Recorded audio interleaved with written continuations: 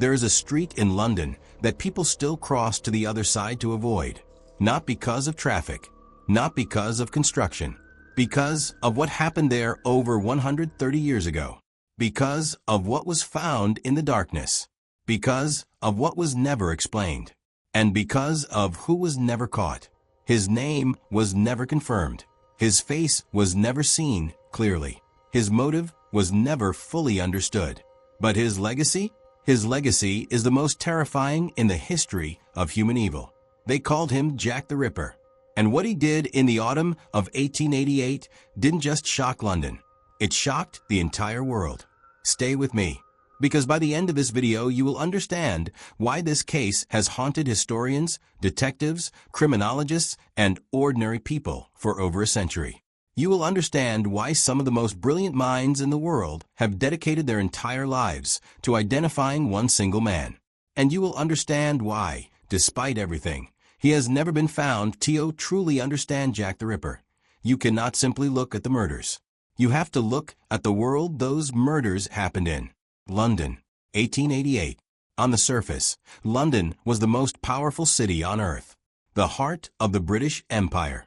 A city of grand architecture, royal palaces, world-class theaters, and extraordinary wealth. But beneath that glittering surface, hidden in the narrow winding streets of the East End, was a different London entirely. Whitechapel. If Victorian London was a jewel, Whitechapel was the dirt beneath it. A district of suffocating poverty, overcrowded slums, disease, desperation, and darkness. Over 900 people lived in a single street in some parts of Whitechapel. Families of 8 sharing single rooms with no running water, no sanitation, and almost no light. The streets were narrow, crooked, and perpetually damp. Fog rolled in from the Thames every evening, swallowing the gas lamps whole, and turning every alleyway into a black tunnel of absolute blindness. Crime was rampant. Violence was ordinary. The police were stretched impossibly thin across a district teeming with over 80,000 people in desperate survival mode. Women in Whitechapel, particularly those without homes or families, were among the most vulnerable human beings on earth. Many turned to prostitution simply to afford a bed for the night. A bed that cost 4 pence.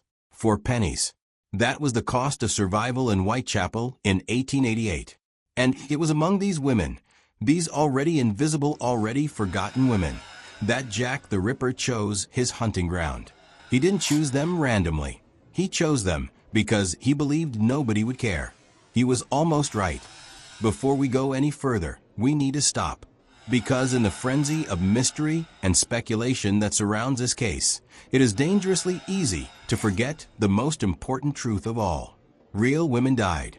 5 women, known as the Canonical Five, are confirmed victims of Jack the Ripper. 5 women with names, with histories, with families, with stories that deserve to be told before we spend a single second discussing suspects. Mary and Nichols, known as Polly, 43 years old, a mother of 5 children.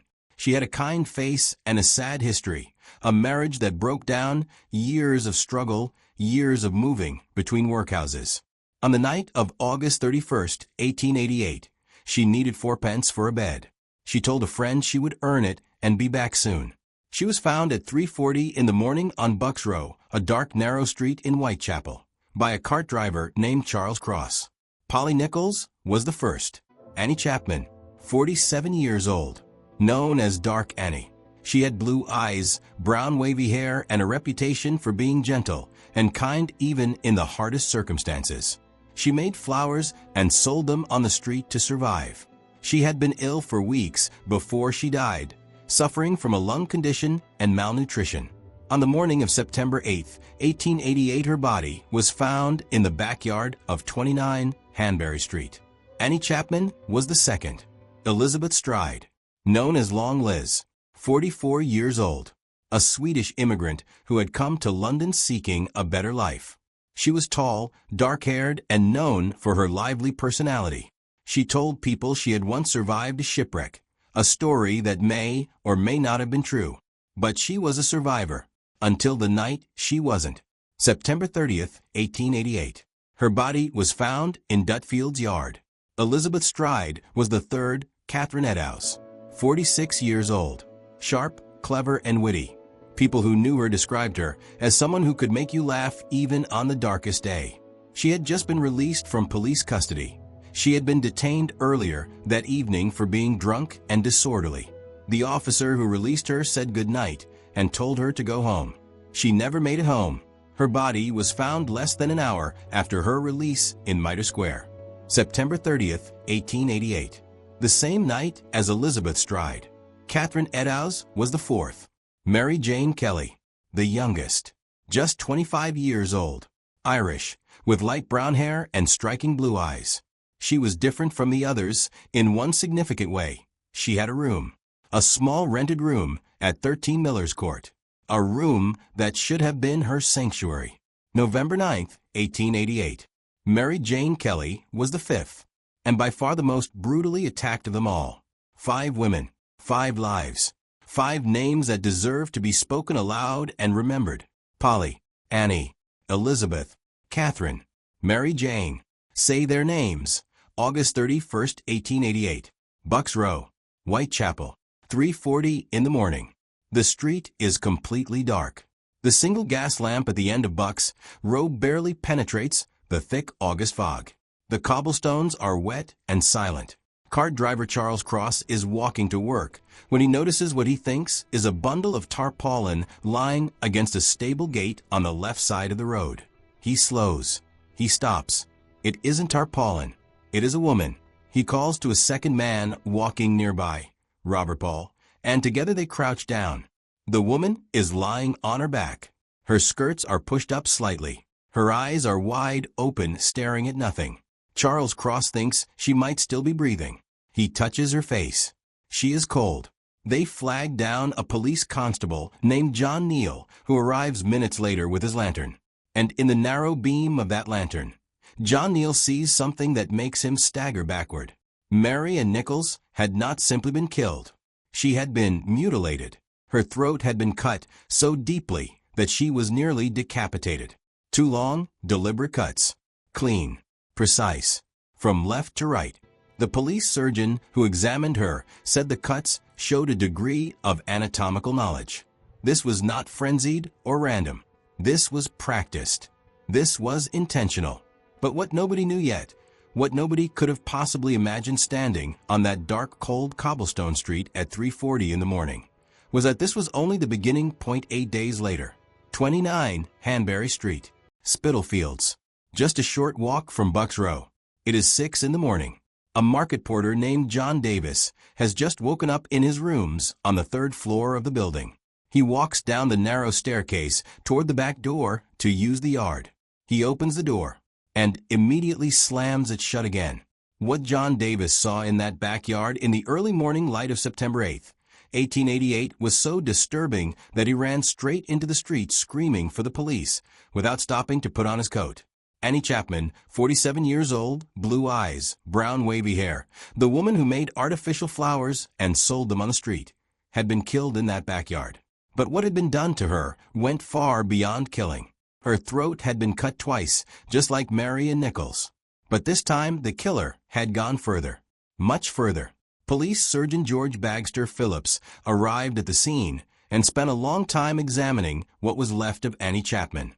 When he finally stood up and addressed the other officers present, he said something that no one in that backyard ever forgot. He said the killer had surgical knowledge. Real surgical knowledge. The kind that takes years to acquire. Near Annie's head, laid out with what appeared to be deliberate and terrible care, were items removed from her body. Arranged. Almost displayed. The killer had not been disturbed. He had not rushed. He had taken his time in that backyard in the dark hours before dawn in a densely populated neighborhood where anyone could have opened that back door at any moment. And he had not cared at all. The East End of London had been uneasy since Mary Ann Nichols. Now it was afraid. September 30th, 1888. One night. 2 murders. This is the night that changed everything. The night that transformed local fear into citywide panic. The night that proved this was no ordinary killer.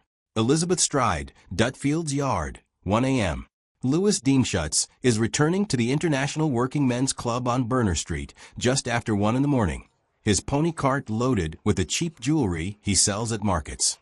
As his cart turns into Dutfield's yard beside the club, his pony shies suddenly and refuses to move forward. Deemschutz climbs down and strikes a match. In the narrow beam of the match flame, he sees a woman lying on the ground beside the wall. He runs inside to get help. When he returns with men and a candle, just minutes later, Elizabeth Stride is dead, her throat cut in a single long slash. But unlike the previous victims, there are no further injuries.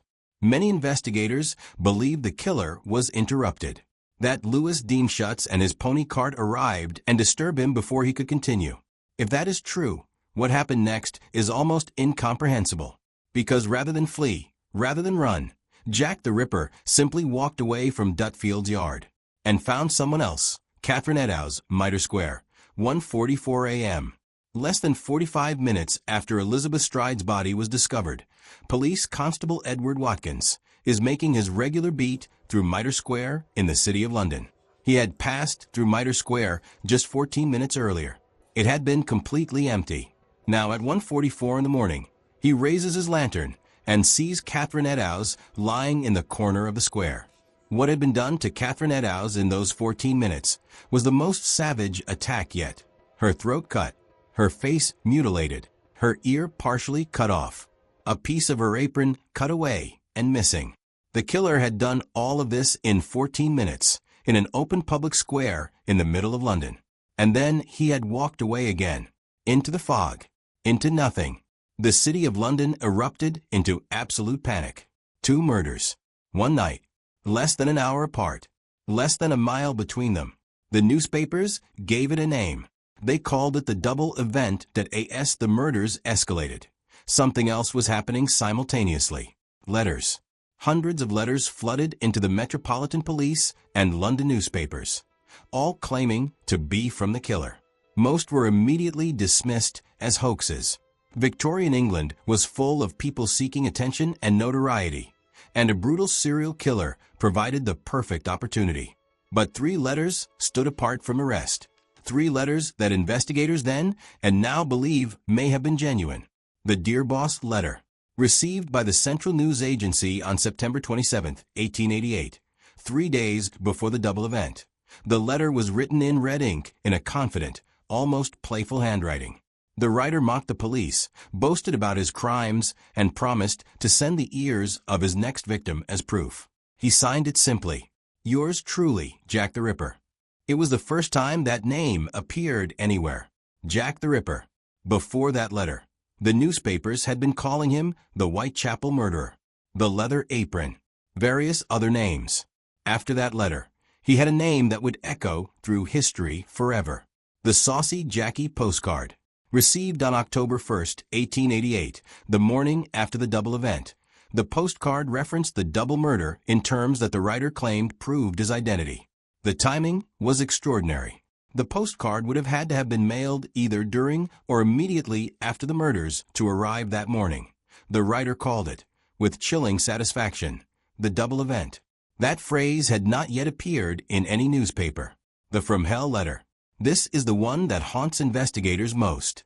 Received by George Lusk, chairman of the Whitechapel Vigilance Committee, on October 16, 1888.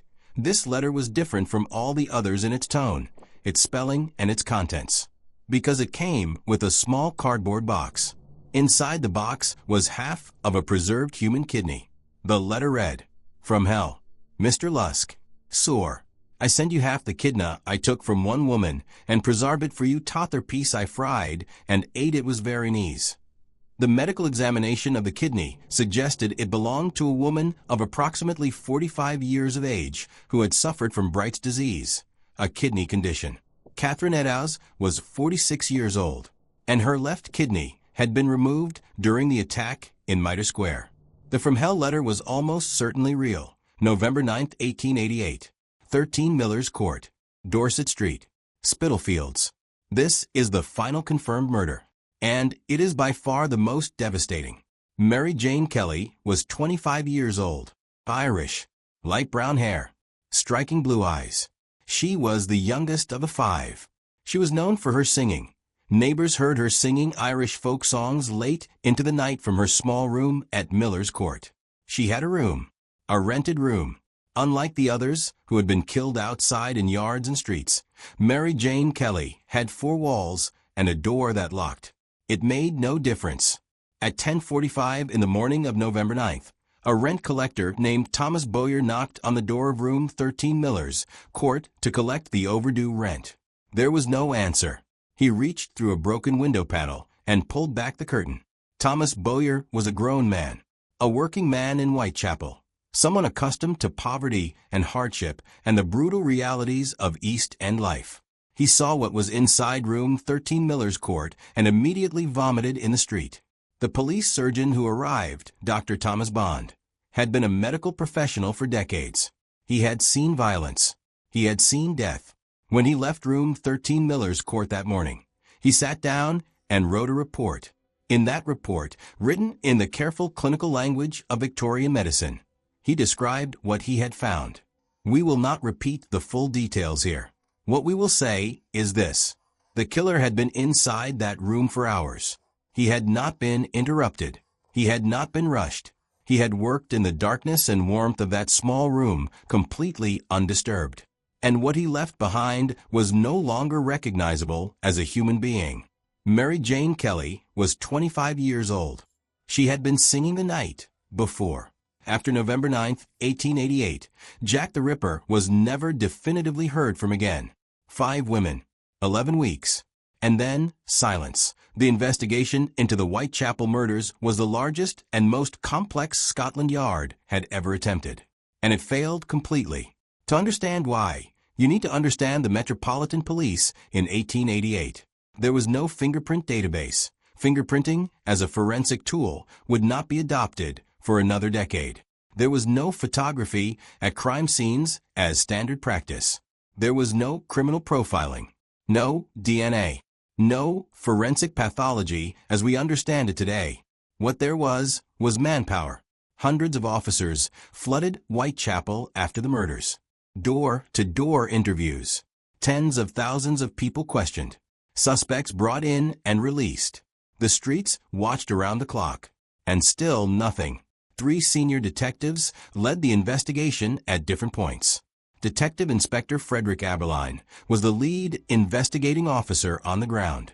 A quiet, methodical man with deep knowledge of Whitechapel and its people. He was respected, experienced, and completely stumped. In later years, Aberline said he believed he knew who the Ripper was, but the name he gave has itself become one of the most controversial aspects of the entire case. Chief Inspector Donald Swanson coordinated the investigation from Scotland Yard, overseeing the mountain of paperwork, witness statements, and suspect files that accumulated. He annotated his own personal copy of the case summary extensively. Those annotations, discovered decades later, pointed toward a specific suspect in terms that shocked researchers. Assistant Commissioner Robert Anderson oversaw the entire investigation and later claimed in his memoirs that the identity of Jack the Ripper was a definitely ascertained fact, known to both police and the public.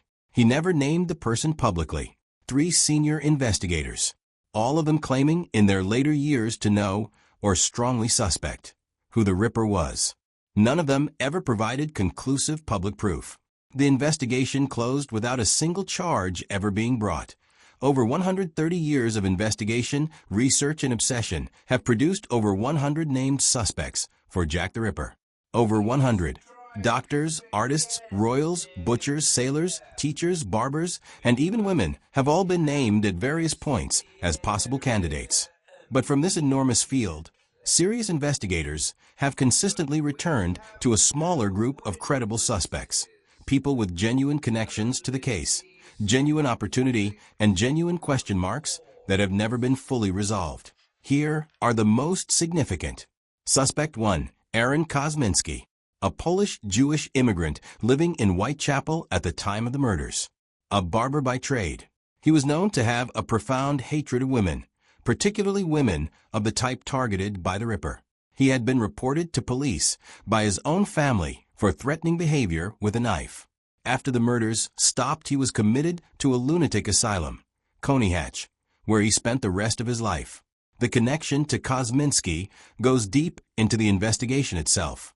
Donald Swanson's personal annotations, discovered in 1987 in the margins of his copy of Robert Anderson's memoirs, referred to the prime suspect being a Polish Jew who was identified by a witness, but whom the witness refused to testify against because of his own Jewish faith. Many investigators believe that witness identified Kosminski. In 2014, a businessman and author named Russell Edwards claimed to have obtained DNA evidence from a shawl allegedly found at the scene of Catherine Eddowes' murder that linked Kosminski to the crime. The scientific community received this claim with significant skepticism. The chain of custody of the shawl was questionable. The methodology was disputed, but the claim has never been fully disproven either. Aaron Kosminski remains the most frequently cited prime suspect in the Jack the Ripper case. Suspect 2, Montague John Druitt, a barrister and schoolteacher from a respectable middle-class family, educated at Winchester and Oxford, completely different in profile from the Whitechapel surroundings of the murders. Druitt lost his teaching position in late November 1888, just weeks after the final murder. His own family believed he was the killer. His body was found floating in the Thames on December 31, 1888, approximately 7 weeks after Mary Jane Kelly's murder. The timing is significant. The murders stopped. Druitt died. Chief Inspector Melville Macnadon, who joined Scotland Yard in 1889 just after the murders, wrote a confidential memorandum in 1894 naming Druitt as his primary suspect, describing him as a doctor, incorrectly, who was sexually insane and who it was believed had drowned himself after the Kelly murder. But Druitt was a barrister, not a doctor, and no direct evidence connecting him to any of the murders has ever been found. Suspect 3, Prince Albert Victor, Duke of Clarence, the grandson of Queen Victoria, second in line to the British throne. This is the most sensational and most disputed theory in the entire history of the case. Various theories have connected Prince Albert Victor to the murders either directly or through elaborate royal conspiracy theories involving Freemasons, government cover-ups, and secret marriages. These theories were popularized in the 1970s and have never been taken seriously by mainstream historians. Prince Albert Victor had verifiable alibis for at least 2 of the murder nights. He died in 1892 from influenza. Most serious Ripper researchers dismiss the royal conspiracy theory entirely. Suspect 4, Francis Tumblety, an American quack doctor and patent medicine salesman with a violent hatred of women, a history of arrests across multiple countries, and a significant presence in London in the autumn of 1888. He was arrested by Scotland Yard in November 1888 on charges unrelated to the murders and fled back to America before he could be further questioned. Inspector Burns of the New York Police described Tumblety as a suspect in the Ripper case. A letter from Chief Inspector John Littlechild written in 1913 and discovered in 1993 described Tumblety as a very likely suspect in the Whitechapel murders. He is one of the few suspects with documented police attention from both sides of the Atlantic, the question that has driven investigators mad for over 130 years. How? How does a killer commit 5 savage murders in 11 weeks in one of the most densely populated districts on Earth, with hundreds of police officers flooding the streets, with an entire city watching and waiting, and simply walk away? The answer is a combination of factors that together created a perfect and terrible storm. First, the geography of Whitechapel.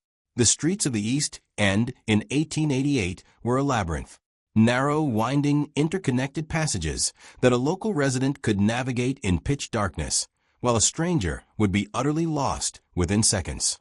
Many researchers believe the Ripper knew Whitechapel intimately. He knew which yards had unlocked gates.